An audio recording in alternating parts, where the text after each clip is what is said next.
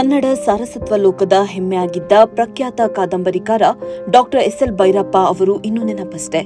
ವಯೋಸಹಜ ಅನಾರೋಗ್ಯದಿಂದಾಗಿ ಭೈರಪ್ಪ ಅವರು ಇಂದು ಕೊನೆಯುಸಿರೆಳೆದಿದ್ದಾರೆ.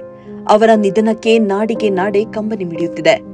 ಭಾರತದಲ್ಲಿ ಅತಿ ಹೆಚ್ಚು ಮಾರಾಟವಾಗುವ ಕಾದಂಬರಿಗಳ ಕರ್ತ ಯಾರು ಅಂತ ಕೇಳಿದ್ರೆ ನಿಸ್ಸಂಶಯವಾಗಿಯೂ ಅದು ಕನ್ನಡಿಗರಾದ ಎಸ್.ಎಲ್. ಭೈರಪ್ಪ ಅವರಾಗಿದ್ದರು. ಕನ್ನಡದ ಯಾವುದೇ ಕಾದಂಬರಿಕಾರರ ಕೃತಿಗಳು ಅತಿ ಹೆಚ್ಚು ಭಾಷೆಗಳಿಗೆ ಅನುವಾದಗೊಂಡಿವೆ ಅಂತ ಯಾರಾದರೂ ಕೇಳಿದ್ರೆ ಅದಕ್ಕೆ ಉತ್ತರ ಭೈರಪ್ಪ. ರಷ್ಯನ್, ಜರ್ಮನ್ ದೇಶಗಳಲ್ಲೂ ಪ್ರಖ್ಯಾತರಾಗಿರುವ ಕನ್ನಡದ ಲೇಖಕರು ಯಾರು ಎಂದರೆ ಭೈರಪ್ಪ. ಬರವಣಿಗೆಯಿಂದ ಬಂದ ಹಣವನ್ನೆಲ್ಲ ಬಡ ಅನಾಥ ಮಕ್ಕಳ ಶಿಕ್ಷಣಕ್ಕಾಗಿ ವಿನಿಯೋಗ ಮಾಡುತ್ತಿರುವವರು ಯಾರು ಎಂದು ಕೇಳಿದ್ರೆ ಉತ್ತರ ಭೈರಪ್ಪ. ಕನ್ನಡದಲ್ಲಿ ಯಾರ ಕಾದಂಬರಿಗಳು ಅತಿ ಹೆಚ್ಚು ಸಿನಿಮಾ ಆಗಿವೆ ಎಂದು ಕೇಳಿದ್ರೆ ಅವರು ಭೈರಪ್ಪ. ಹೀಗೆ ಕನ್ನಡದ ಕೀರ್ತಿ ಧ್ವಜವನ್ನ ಜಗತ್ತಿನ ಎಲ್ಲೆಡೆ ಕಾಣಿಸುವಂತೆ ಎತ್ತಿ ಹಿಡಿದ ಕಾದಂಬರಿಕಾರ, ಲೇಖಕ, ಚಿಂತಕ, ಸರಸ್ವತಿ ಸಮ್ಮಾನ್ ಪುರಸ್ಕೃತರು ಎಸ್.ಎಲ್. ಭೈರಪ್ಪ. ಭೈರಪ್ಪನವರು ಹುಟ್ಟಿದ್ದು ಸಂತೇಶಿವರದಲ್ಲಿ. ಭೈರಪ್ಪ ಅವರು ಹುಟ್ಟಿದ್ದು 1931ರ ಆಗಸ್ಟ್ 20ರಂದು ಚನ್ನರಾಯಪಟ್ಟಣದ ಬಳಿಯ ಸಂತೇಶಿವರ ಎಂಬ ಗ್ರಾಮದಲ್ಲಿ. ಕಿತ್ತು ತಿನ್ನುವ ಬಡತನ, ಬೇಜವಾಬ್ದಾರಿಯ ತಂದೆ, ಪ್ಲೇಗ್ ಮಾರಿಯಿಂದ ತತ್ತರಗೊಂಡ ಪರಿಸರ, ಈ ಎಲ್ಲಾ ಪ್ರತಿಕೂಲ ಸಂದರ್ಭಗಳ ನಡುವೆಯೂ ಸಣ್ಣ ವಯಸ್ಸಿನಿಂದಲೇ ತಮ್ಮ ತಾಯಿಯಲ್ಲಿದ್ದ ಧೀಮಂತಿಕೆಯನ್ನ ಮೈಗೂಡಿಸಿಕೊಂಡಿದ್ದರು. ತಮ್ಮ ಪ್ರಾಥಮಿಕ ವಿದ್ಯಾಭ್ಯಾಸವನ್ನ ತಾವು ಹುಟ್ಟಿದ ಹಳ್ಳಿಯಲ್ಲಿ ಹಾಗೂ ಅದರ ಸುತ್ತಮುತ್ತ ಪ್ರದೇಶಗಳಲ್ಲಿ ಭೈರಪ್ಪನವರು ಸಾಗಿಸಿದ್ರು. ಆಗ ಅವರ ಹಳ್ಳಿಯಲ್ಲಿ ಓದಲು ಅನುಕೂಲವಿರಲಿಲ್ಲ. ಅವರ ತಾಯಿ ಅವರನ್ನ ತಮ್ಮ ಸೋದರ ಮಾವನ ಬಳಿ ಕಲಿಯಲು ಬಿಟ್ಟರು. ಸ್ಥಳೀಯ ದೇವಾಲಯದ ಅರ್ಚಕನಾಗಿದ್ದ ಸೋದರ ಮಾವ ಭೈರಪ್ಪನವರನ್ನ ಚೆನ್ನಾಗಿ ದುಡಿಸಿಕೊಳ್ಳುತ್ತಾ ಅವರನ್ನ ತಳಿಸುತ್ತಾ ನೋಡಿಕೊಳ್ಳುವ ಹೆಸರಿನಲ್ಲಿ ಕಠಿಣ ಶಿಕ್ಷೆಗೆ ಒಳಪಡಿಸ್ತಾ ಇದ್ರು. ಸೋದರ ಮಾವನ ಕ್ಷುಲ್ಲಕತನ, ಆತನ ರಾಸಲೀಲೆ, ತಮ್ಮ ಅಸಹಾಯಕತೆ, ಪ್ಲೇಗ್ ಭೀಕರತೆ ಎಲ್ಲವನ್ನೂ ಅವರು ಮುಂದೆ ಭೈರಪ್ಪನವರು ತಮ್ಮ ಆತ್ಮಕತೆ ಭಿತ್ತಿಯಲ್ಲಿ ಬಿಚ್ಚಿಟ್ಟರು. ಅವರ ವಯಸ್ಸು 11ರ ಆಸುಪಾಸಿನಲ್ಲಿ ಅವರ ತಾಯಿಯು ಬಡತನ, ಪ್ಲೇಗ್ಗಳಿಗೆ ಜೀವವನ್ನ ಬಿಟ್ಟುಕೊಟ್ಟಾಗ ಬದುಕಿನ ವಿಶಾಲತೆಯ ಈ ರಂಗದಲ್ಲಿ ತಮ್ಮ ಸಾಹಸಮಯವಾದ ಬದುಕನ್ನ ತಾವೇ ನಿರ್ಮಿಸಿಕೊಳ್ಳತೊಡಗಿದ್ರು. ಕೇವಲ ತಮ್ಮ 13ನೆಯ ವಯಸ್ಸಿನಲ್ಲೇ ಸ್ವಾತಂತ್ರ್ಯ ಚಳುವಳಿಯಲ್ಲಿ ಸಕ್ರಿಯವಾಗಿ ಭಾಗವಹಿಸಿ ಹೆಂಡದ ಲಾರಿಗಳನ್ನ ತಡೆದು ಪೊಲೀಸ್ ಸ್ಟೇಷನ್ಗೆ ಹೋದ್ರು. ಸ್ವಾತಂತ್ರ್ಯ ಹೋರಾಟದ ಭಾಷಣಗಳನ್ನ ಮಾಡಿದ್ರು. ಕಾಲೇಜು ಕಲಿಯುತ್ತಾ ಅದರ ಫೀಸ್ ಕಟ್ಟಲು ಹಣವಿಲ್ಲದೆ ಸಿನಿಮಾ ಟೆಂಟ್ನಲ್ಲಿ ಬಾಗಿಲು ಕಾಯುವ ಕೆಲಸವನ್ನ ಮಾಡಿದ್ರು. ಅಂಥದ್ದೇ 10 ಹಲವು ಕೆಲಸ ಮಾಡುತ್ತಾ ವಿದ್ಯಾಭ್ಯಾಸವನ್ನ ಮಾಡಿದ್ರು. ಅದೇ ಸಂದರ್ಭದಲ್ಲಿಯೇ ಅವರ ತಮ್ಮನು ಪ್ಲೇಗ್ನಿಂದ ಮೃತಪಟ್ಟ. ಆತನ ಶವ ಸಂಸ್ಕಾರ ಮಾಡಲು ಯಾರೂ ನೆರವಾಗಲಿಲ್ಲ. ಆಗ ಭೈರಪ್ಪನವರೇ ತಮ್ಮನ ಶವವನ್ನ ಹೆಗಲ ಮೇಲೆ ಹೊತ್ತು ಸ್ಮಶಾನಕ್ಕೆ ಸಾಗಿಸಿ ಅಂತಿಮ ವಿಧಿವಿಧಾನಗಳನ್ನ ನೆರವೇರಿಸಿದ್ರು. ಶಿಕ್ಷಣಕ್ಕಾಗಿ ಭಿಕ್ಷಾನ್ನ, ವಾರಾನ್ನ. ಮುಂದೆ ಅವರು ಭಿಕ್ಷಾನ್ನ, ವಾರಾನ್ನ ಮಾಡಿಕೊಂಡು ಶಿಕ್ಷಣವನ್ನ ಮುಂದುವರಿಸಿದ್ರು. ಆಗಲೂ ಅವರ ತಂದೆ ಅವರ ವಾರಾನ್ನದ ಮನೆಗಳಿಗೆ ಹೋಗಿ ಅವನಿಗೆ ಉಪನಯನ ಆಗಿಲ್ಲ ಎಂದು ಹೇಳಿ ವಾರಾನ್ನವನ್ನ ತಪ್ಪಿಸಿದ್ದನ್ನ ಕೂಡ ಅವರು ನೆನಪಿಸಿಕೊಂಡಿದ್ದಾರೆ. ತಮ್ಮ ಗೃಹಭಂಗ, ವಂಶವೃಕ್ಷ ಮೊದಲಾದ ಕಾದಂಬರಿಗಳು ಹಾಗೂ ಬಿತ್ತಿ ಎಂಬ ಆತ್ಮಚರಿತ್ರೆಯಲ್ಲಿ ಅವರ ಬದುಕಿನ ಈ ಭಾಗಗಳನ್ನು ಓದುವುದೇ ರೋಮಾಂಚನಕಾರಿ ಅನುಭವ. ಒಬ್ಬ ವ್ಯಕ್ತಿ ತನ್ನ ಜೀವನದಲ್ಲಿ ಬರುವ ಕಷ್ಟಗಳನ್ನ ಅನುಭವಗಳನ್ನಾಗಿ ಪರಿವರ್ತಿಸಿಕೊಂಡು ಹೇಗೆ ಪರಿಣಾಮಕಾರಿಯಾಗಿ ಬದುಕಬಹುದು ಎಂಬುದಕ್ಕೆ ಭೈರಪ್ಪನವರ ಸಾಧನೆಗಳು ಮಹಾನ್ ನಿದರ್ಶನ.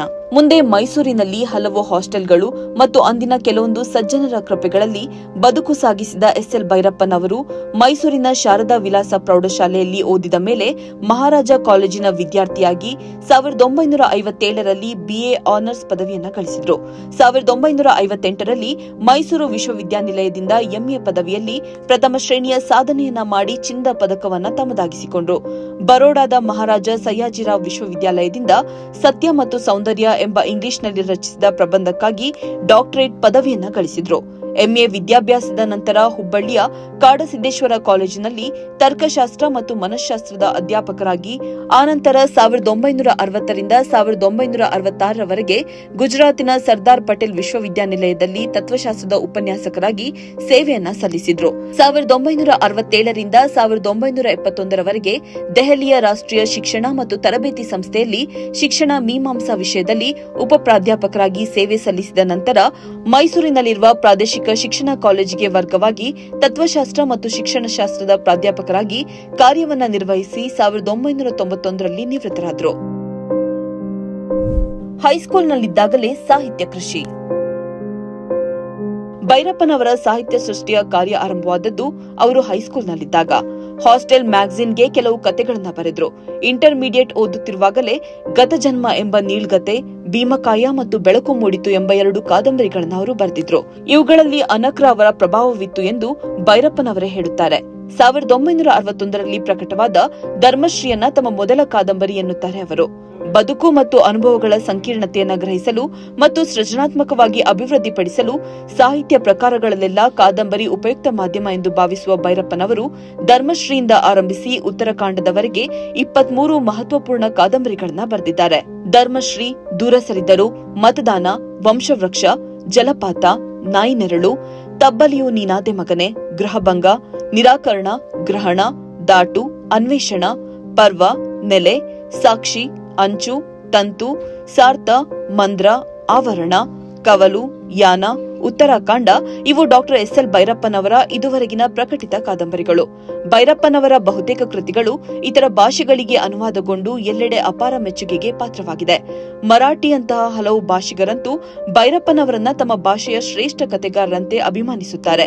ಭೈರಪ್ಪನವರ ಕಾದಂಬರಿಗಳಾದ ವಂಶವೃಕ್ಷ, ತಬ್ಬಲಿಯು ನೀನಾದೆ ಮಗನೆ, ನಾಯಿ ನೆರಳು, ಮತದಾನ ಕೃತಿಗಳು ಚಲನಚಿತ್ರಗಳಾಗಿ ಸಹ ರಾಷ್ಟ್ರಮಟ್ಟದಲ್ಲಿ ಪ್ರಶಸ್ತಿಯನ್ನು ಗಳಿಸಿ ಜನಪ್ರಿಯಗೊಂಡಿವೆ. ಗೃಹಭಂಗ ದೂರದರ್ಶನದಲ್ಲಿ ಧಾರಾವಾಹಿಯಾಗಿ ಮೂಡಿಬಂದು ಎಲ್ಲಾ ಸಹೃದಯರ ಹೃದಯದಲ್ಲಿ ನೆಲೆ ನಿಂತಿದೆ. Doctor SL. ಭೈರಪ್ಪನವರು ಕನ್ನಡದಲ್ಲಿ ಇತರ ಗ್ರಂಥಗಳನ್ನು ಬರೆದಿದ್ದಾರೆ. ಸಾಹಿತ್ಯ ಮೀಮಾಂಸೆಗೆ ಸೇರಿದ ಸಾಹಿತ್ಯ ಮತ್ತು ಪ್ರತೀಕ, ಕತೆ ಮತ್ತು ಕಥಾವಸ್ತು, ನಾನೇಕೆ ಬರೆಯುತ್ತೇನೆ ಎಂಬ ಬೇರೆ ಬೇರೆ ಸಂದರ್ಭಗಳಲ್ಲಿ ಬರೆದ ಲೇಖನಗಳ ಸಂಗ್ರಹ, ಪ್ರೌಢ ಪ್ರಬಂಧವಾದ ಸೌಂದರ್ಯ ಮತ್ತು ಮೀಮಾಂಸೆಗೆ ಸಂಬಂಧಿಸಿದ ಸತ್ಯ ಮತ್ತು ಸೌಂದರ್ಯ ಕೃತಿ, ಆತ್ಮವೃತ್ತಾಂತದ ಭಿತ್ತಿ, ಬಹಳಷ್ಟು ಸಂಶೋಧನಾ ಲೇಖನಗಳನ್ನು ಭೈರಪ್ಪನವರು ಬರೆದಿರುವುದಲ್ಲದೆ ವಿದ್ಯಾಭ್ಯಾಸದಲ್ಲಿ ಸಮಾನಾವಕಾಶ, ಭಾರತೀಯ ಶಿಕ್ಷಣದಲ್ಲಿ ಮೌಲ್ಯಗಳ ಸ್ಥಾನ ಮತ್ತು ವ್ಯಕ್ತಿತ್ವ, ಚಾರಿತ್ರಿಕ ವಿಕಾಸದಲ್ಲಿ ತತ್ವಶಾಸ್ತ್ರ ಎಂಬ ಗ್ರಂಥಗಳನ್ನು ರಚಿಸಿದ್ದಾರೆ. ಸಾಕ್ಷಿಭಾವ ಎಂಬುದು ಭೈರಪ್ಪನವರ ಅಂಕಣಗಳಲ್ಲಿ ಮೂಡಿಸಿದ ನಮ್ಮ ಕಾಲದ ರಾಜಕೀಯ, ಆರ್ಥಿಕ, ಸಾಮಾಜಿಕ, ಚಾರಿತ್ರಿಕ ಚಿಂತನೆಗಳು. ಭೈರಪ್ಪನವರು ಪ್ರಶಸ್ತಿಯನ್ನು ಮೀರಿದವರು. ಇಂತಹ ಮಹಾನ್ ಲೇಖಕರಿಗೆ ಪದ್ಮಶ್ರೀ ಪ್ರಶಸ್ತಿ, ಸರಸ್ವತಿ ಸಮ್ಮಾನ್, ಕೇಂದ್ರ ಅಕಾಡೆಮಿ ಪ್ರಶಸ್ತಿ ಸೇರಿದಂತೆ ಹಲವು ರೀತಿಯ ಮನ್ನಣೆಗಳು ದೊರೆತಿವೆ. ಆದರೆ ಅವರು ಎಲ್ಲಾ ಪ್ರಶಸ್ತಿಗಳಿಗಿಂತ ಮೇಲ್ಮಟ್ಟದಲ್ಲಿದ್ದೇನೆ ಎಂದು ತೋರಿಸಿಕೊಟ್ಟಿದ್ದಾರೆ. ಪ್ರಶಸ್ತಿಗಳು ಕೇವಲ 1-2 ದಿನದ ಉತ್ಸವಗಳು. ಆದರೆ ಓದುಗರ ಹೃದಯಾಂತರಾಳವನ್ನ ಅಪಾರವಾಗಿ ಆಕ್ರಮಿಸಿಕೊಂಡಿರುವ ಮತ್ತೊಬ್ಬ ಬರಹಗಾರರು ಕನ್ನಡದಲ್ಲಿ ಮಾತ್ರವಲ್ಲ, ಭಾರತದಲ್ಲಿ ಬೇರೆಲ್ಲೂ ಇಲ್ಲ. ಭೈರಪ್ಪನವರು ತಮ್ಮ ಪ್ರತಿಯೊಂದು ಕಾದಂಬರಿ ಬರೆಯುವುದಕ್ಕೆ ಮಾಡುವ ಪೂರ್ವಭಾವಿ ತಯಾರಿ, ನಡೆಸುವ ಅಧ್ಯಯನ, ವ್ಯಾಪಕ ಸಂಚಾರ, ಕಂಡುಕೊಳ್ಳುವ ಅನುಭವ ಇದೆಲ್ಲವೂ ಬಹಳ ವಿಶಿಷ್ಟವಾದವು. ಮಹಾಭಾರತದ ಬಗೆಗಿನ ಪರ್ವ ಕಾದಂಬರಿ ಬರೆಯುವಾಗ ಹಿಮಾಲಯವನ್ನು ಸೇರಿದಂತೆ ಇಡೀ ಭಾರತವನ್ನ ಸಂಚರಿಸಿದ್ದಾರೆ. ಸಂಗೀತದ ಕುರಿತ ಮಂದ್ರ ಕಾದಂಬರಿ ಬರೆಯುವ ಮೊದಲು ಸಂಗೀತದ ಸಾಕಷ್ಟು ಅಭ್ಯಾಸವನ್ನ ಮಾಡಿದ್ರು. ಆವರಣ ಬರೆಯುವ ಮೊದಲು ಮುಸ್ಲಿಮರೊಬ್ಬರ ಮನೆಯಲ್ಲಿ ಕೆಲವು ತಿಂಗಳ ಕಾಲ ತಂಗಿ ಅಲ್ಲಿನ ನಡವಳಿಕೆಗಳನ್ನು ಅಭ್ಯಾಸ ಮಾಡಿದ್ರು. ಇನ್ನು ಪ್ರವಾಸಿ ಪ್ರಿಯರಾದ ಅವರು ಅಂಟಾರ್ಟಿಕ್ ಪ್ರದೇಶಕ್ಕೂ ಪ್ರವಾಸ ಮಾಡಿ ಬರೆದಿದ್ದಾರೆ. ಒಬ್ಬ ಲೇಖಕನ ವ್ಯಕ್ತಿತ್ವವನ್ನ ಬರಿಯ ಆತನ ಬರಹದಿಂದ ತೂಕ ಹಾಕಿದ್ರೆ ಸಾಲದು, ನಡವಳಿಕೆಯಿಂದಲೂ ನೋಡಬೇಕು ಎಂದು ಹೇಳುವುದಾದ್ರೆ ಕನ್ನಡದ ಹಲವಾರು ಲೇಖಕರು ಆ ವಿಷಯದಲ್ಲಿ ಸೋಲುತ್ತಾರೆ. ಆದರೆ ಭೈರಪ್ಪನವರು ಆ ವಿಚಾರದಲ್ಲೂ ಗೆದ್ದು ಎತ್ತರದಲ್ಲಿ ನಿಲ್ಲುತ್ತಾರೆ. ಅವರು ತಮ್ಮ ಕಾದಂಬರಿಗಳು, ಪುಸ್ತಕಗಳಿಂದ ಪ್ರತಿ ವರ್ಷ ಸಾಕಷ್ಟು ಹಣವನ್ನ ಗೌರವಧನವಾಗಿ ಪಡೆಯುತ್ತಾರೆ. ಅದನ್ನೆಲ್ಲ ಅವರು ತನಗಾಗಿ ಉಪಯೋಗಿಸುವುದೇ ಇಲ್ಲ. ಬದಲಾಗಿ ಅದಕ್ಕಾಗಿಯೇ ಒಂದು ಟ್ರಸ್ಟ್ ಅನ್ನು ರಚಿಸಿದ್ದು, ಅದರ ಮೂಲಕ ಆ ಹಣವನ್ನ ಬಡ, ಪ್ರತಿಭಾವಂತ ವಿದ್ಯಾರ್ಥಿಗಳ ಶಿಕ್ಷಣಕ್ಕಾಗಿ ವಿನಿಯೋಗಿಸುತ್ತಿದ್ದಾರೆ. ತನಗೆ ಬಾಲ್ಯದಲ್ಲಿ ಒದಗಿದ ಕಷ್ಟ ಬೇರೆ ಮಕ್ಕಳಿಗೆ ಬಾರದಿರಲಿ ಎಂಬುದು ಅವರ ಆಶಯ. ಇಂತಹ ಉದಾತ್ತ ಆಶಯ ಹಾಗೂ ನಡವಳಿಕೆ ಕನ್ನಡದ ಇತರ ಲೇಖಕರಲ್ಲಿ ಕಾಣಲಾರೆವು. ಹುಟ್ಟೂರಿಗೆ ನೀರು ಪೂರೈಸಿದ ಭೈರಪ್ಪ. ಭೈರಪ್ಪನವರು ಎಂದಿಗೂ ತಮ್ಮ ಸುಖದ ಬಗ್ಗೆ ಯೋಚಿಸಿದವರಲ್ಲ. ಅವರು ಸದಾ ಸಮಾಜದ ಒಳಿತಿಗಾಗಿ ಯೋಚಿಸಿದವರು. ಕೆಲವು ವರ್ಷಗಳ ಹಿಂದೆ ಅವರು ಹಿರಿಯ ಪತ್ರಕರ್ತ, ವಿಶ್ವವಾಣಿ ಪ್ರಧಾನ ಸಂಪಾದಕ ವಿಶ್ವೇಶ್ವರ ಭಟ್ರ ಮೂಲಕ ಅಂದಿನ ಮುಖ್ಯಮಂತ್ರಿ ಬಸವರಾಜ ಬೊಮ್ಮಾಯಿಯವರನ್ನ ಭೇಟಿ ಮಾಡಿದ್ರು. ತಮ್ಮ ಹುಟ್ಟೂರು ಸಂತೇಶ್ವರದಲ್ಲಿನ ನೀರಿನ ಸಮಸ್ಯೆಗೆ ಸಂಬಂಧಿಸಿದಂತೆ ಪರಿಹಾರ ಒದಗಿಸಲು, ನೀರು ಪೂರೈಸಲು ಕೇಳಿಕೊಂಡ್ರು. ಅಲ್ಲಿಂದ ಮುಂದೆ ತಮ್ಮೂರಿನ ಕೆರೆ ತುಂಬುವವರೆಗೆ ಭೈರಪ್ಪನವರು ವಿರಮಿಸಲಿಲ್ಲ. ಇವರ ಮೂಲಕ ಚನ್ನರಾಯಪಟ್ಟಣ ತಾಲೂಕಿನ ಸಂತೇಶಿವರ ಮತ್ತು ಅಗ್ರಹಾರ, ಬೆಳಗುಲಿ ಗ್ರಾಮಗಳ ಕೆರೆಕಟ್ಟೆಗಳಿಗೆ ಸರ್ಕಾರದ ವತಿಯಿಂದ ಏತ ನೀರಾವರಿ ಯೋಜನೆಯಡಿ ನೀರು ಪೂರೈಕೆಯಾಯಿತು. 10 ವರ್ಷಗಳಿಂದ ಇದಕ್ಕಾಗಿ ಅವರು ಪ್ರಯತ್ನಿಸಿದ್ರು. ಅವರ ಪ್ರಯತ್ನದ ಫಲವಾಗಿ ಯೋಜನೆ ಸಫಲಗೊಂಡು ಸಂತೇಶಿವರ ಮತ್ತು ಅಗ್ರಹಾರ ಬೆಳಗುಲಿ ಗ್ರಾಮಗಳ ಕೆರೆಕಟ್ಟೆಗಳಿಗೆ ನೀರು ಪೂರೈಕೆಯಾಗಿ ಸುತ್ತಲೂ 20ಕ್ಕೂ ಹೆಚ್ಚು ಗ್ರಾಮಗಳಲ್ಲಿ ಅಂತರ್ಜಲ ಮಟ್ಟ ಏರಿಕೆಯಿಂದಾಗಿ ಸಾವಿರಾರು ಕೊಳವೆ ಬಾವಿಗಳು ಮರುಪೂರ್ಣಗೊಂಡು ರೈತರಿಗೆ ಖುಷಿ ನೆಮ್ಮದಿ ದೊರೆಯಿತು. ಇದರಿಂದ ಹರ್ಷಗೊಂಡ ಊರಿನ ಜನ ಭೈರಪ್ಪನವರನ್ನ ದೊಡ್ಡ ಕಾರ್ಯಕ್ರಮ ಮಾಡಿ ಸನ್ಮಾನಿಸಿದ್ರು.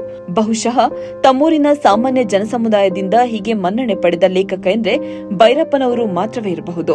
ಹೀಗೆ ಕನ್ನಡದ ಕೀರ್ತಿಯನ್ನ ಜಾಗತಿಕ ಮಟ್ಟದಲ್ಲಿ ಪಸರಿಸಿದ್ದ ನಮ್ಮೆಲ್ಲರ ಹೆಮ್ಮೆಯ ಡಾಕ್ಟರ್ ಎಸ್.ಎಲ್. ಭೈರಪ್ಪ ಅವರು ಭಾರತೀಯ ಸಾಹಿತ್ಯ ಲೋಕದಲ್ಲಿ ಎಂದಿಗೂ ಅಜರಾಮರ. ಇಂಟ್ರೆಸ್ಟಿಂಗ್ ಮತ್ತು ಇನ್ಫಾರ್ಮೇಟಿವ್ ವಿಡಿಯೋಗಳನ್ನ ಮಿಸ್ ಮಾಡ್ಕೋಬೇಡಿ. ಈಗಲೇ ಸಬ್ಸ್ಕ್ರೈಬ್ ಮಾಡಿ.